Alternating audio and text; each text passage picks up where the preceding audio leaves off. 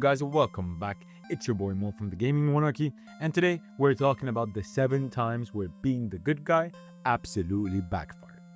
We're talking about times where you actually try to do the right thing and the game just slaps you right in the face for it, or outright humiliates you, making you question the saying, nice guys finish last. So enough yip yap, and let's just jump right in.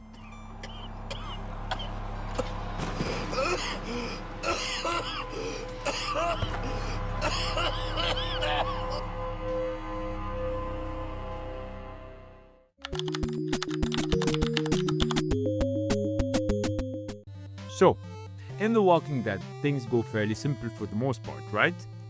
You meet people, you trust them, and you save them. You think kindness will pay off. But in The Walking Dead, the world doesn't give a hoot. Because every time you spare someone, let's just say they come back to stab you right in the back. Sometimes, literally. Just as I always say, backstabbers, they just hit the knives. And for example, I remember helping Ben, that annoying kid who kept messing up. I defended him over God knows how many times, risked the group to keep him alive, and even saved him in an earlier chapter.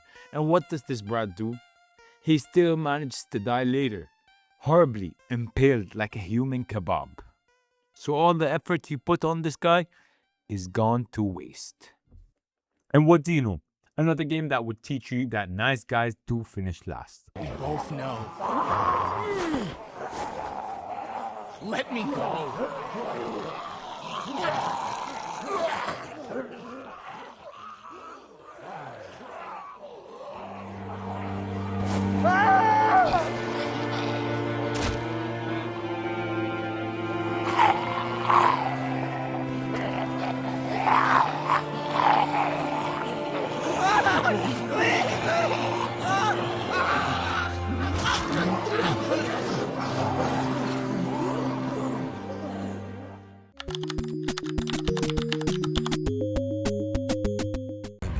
Children even, lying dead on this hill. Did they want to destroy you? To nature, to the forest and earth, all death is finite. Every death is equal. I cry. I will. None less. So, in The Witcher 3, you're this monster hunter with morals. You help people, you save the village, you pet the damn horse, and you try.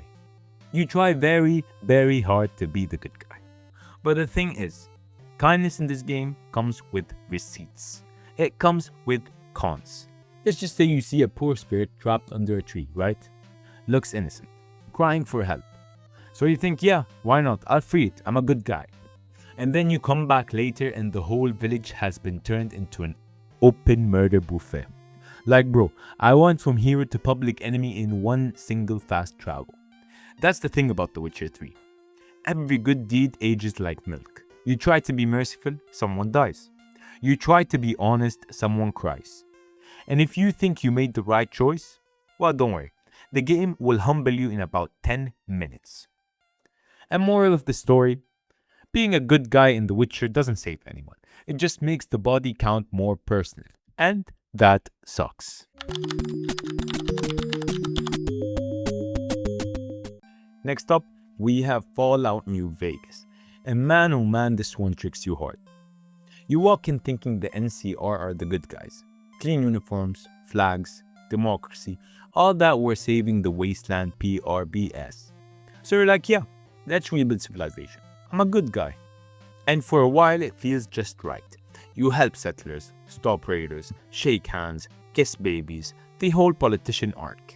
Then a few missions later, you realize you're basically working for the post-apocalyptic version of the IRS with machine guns.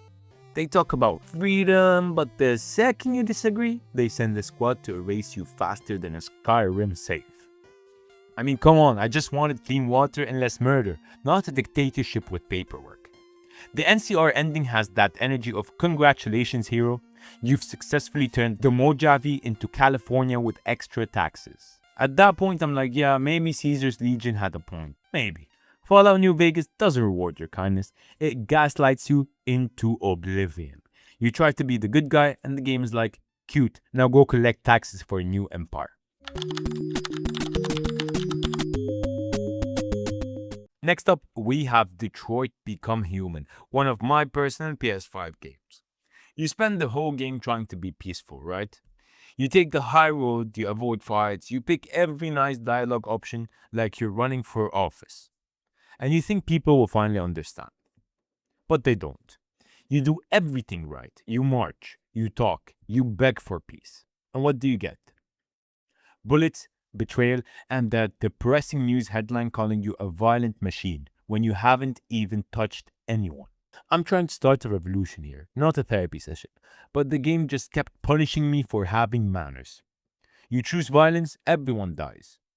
I choose peace, everyone still dies, but slower with sad piano music. At one point, I was like, maybe Marcus should have just unplugged himself and called it a day. Detroit really shows you that in some worlds, being good doesn't make you a hero. It just makes you another casualty with better intentions.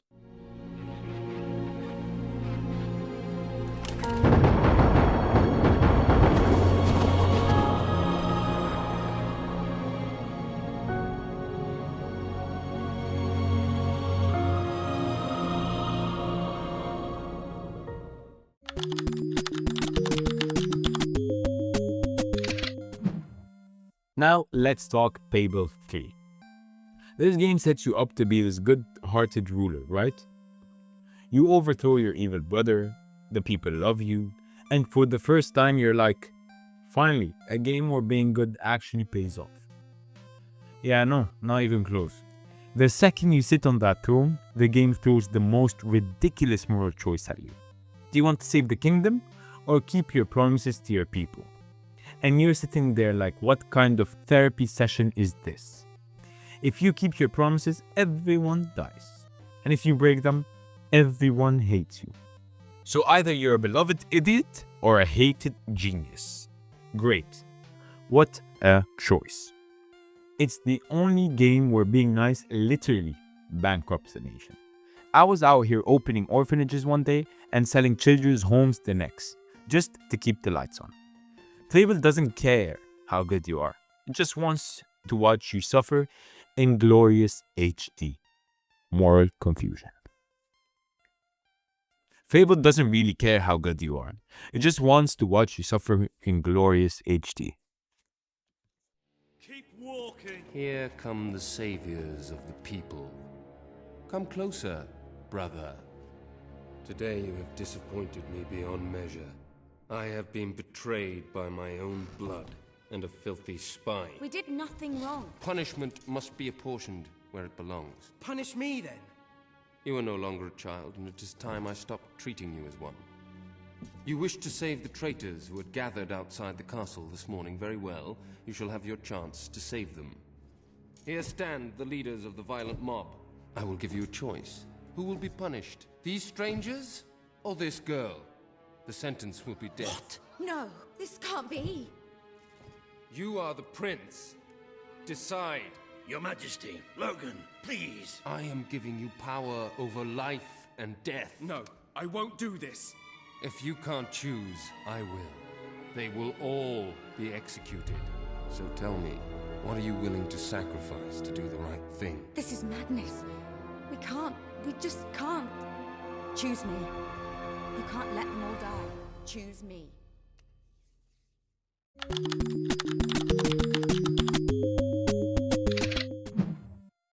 Now I'm sure that we have all played Undertale. This one is a classic gem.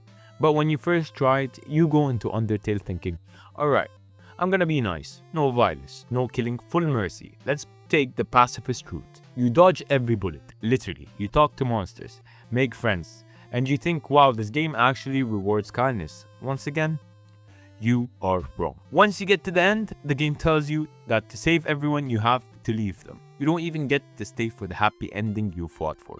You just walk away, alone, while they wave goodbye like it's some emotional hostage situation. And if you ever replay and choose the dark route, oh, the game remembers. It holds a grudge like an ex with screenshots. It doesn't let you forget. Undertale is that one game that emotionally manipulates you into being pure and then punishes you for caring.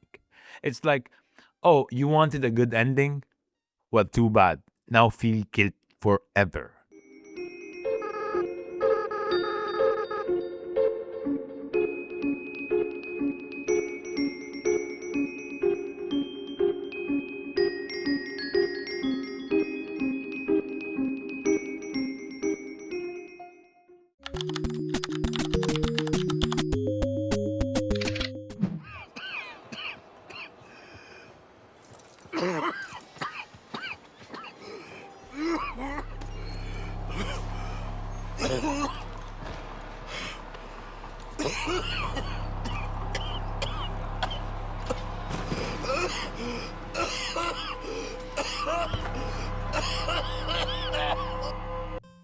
Red Dead Redemption 2 is one of the greatest games ever made, and don't even argue with me about that.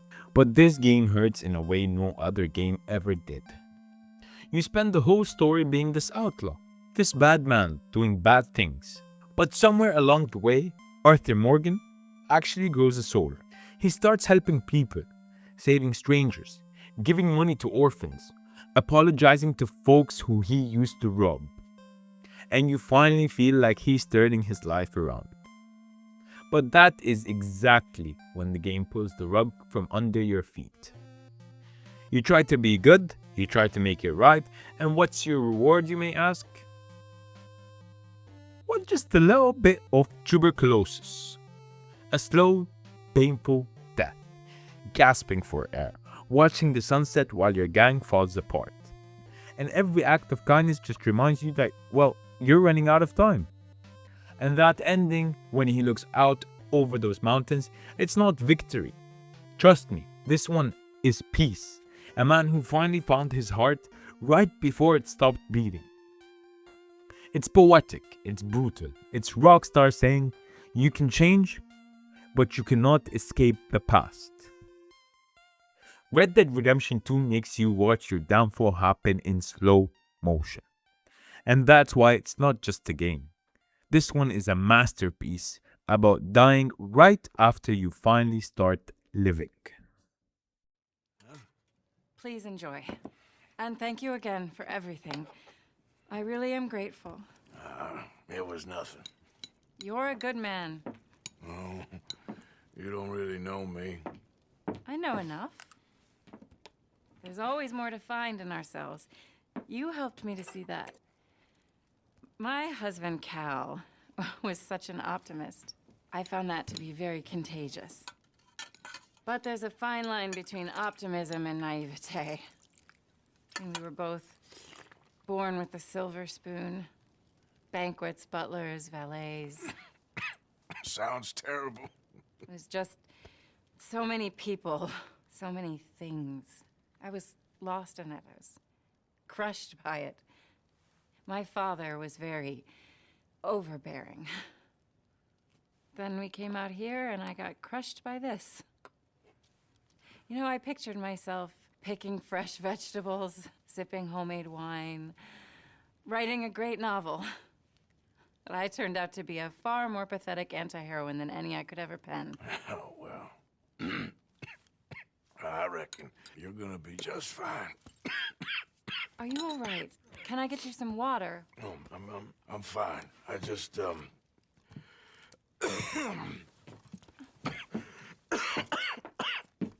thank you for this. I think it's best if I make... Stay right there. It's gonna be okay. This was your boy Mo from TheGamingMoEnarchy.